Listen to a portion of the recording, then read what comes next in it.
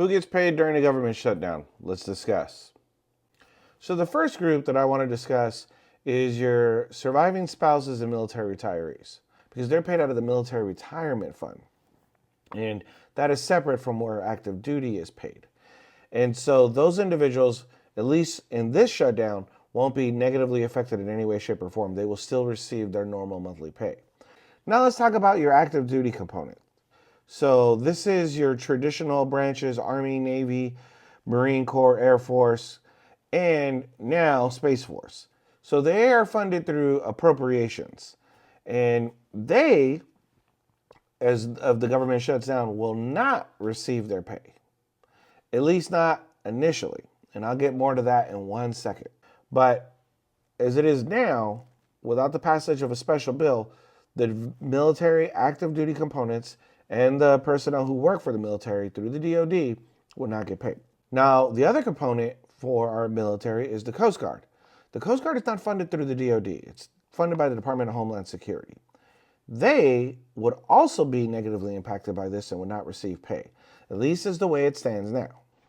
But now let's talk about a bill that's out there that would help fund our military personnel from both DoD and DHS if that happens. So Congresswoman Jen Keegan's out of Virginia. Her office has introduced the Pay Our Troops Act. Her bill would specifically pay active duty service members in the Department of Defense. Additionally, it would pay for civilian employees of the Department of Defense and the Department of Homeland Security in the case of the Coast Guard, when the Coast Guard is not operating as a service in the Department of the Navy. Now let's talk about some other very important groups.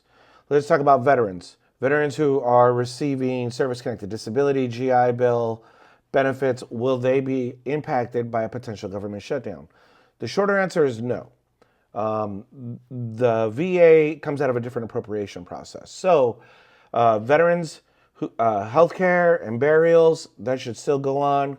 Those who are receiving compensation, such as disability, benefits, pensions, they should not be affected in any way, shape, or form.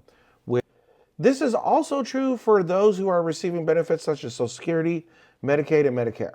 They should not be negatively impacted by a potential government shutdown in any way. Okay, so that's my list of who is going to get paid, who is not going to get paid, and a possible resolution to protect our military active duty personnel from being negatively affected from this.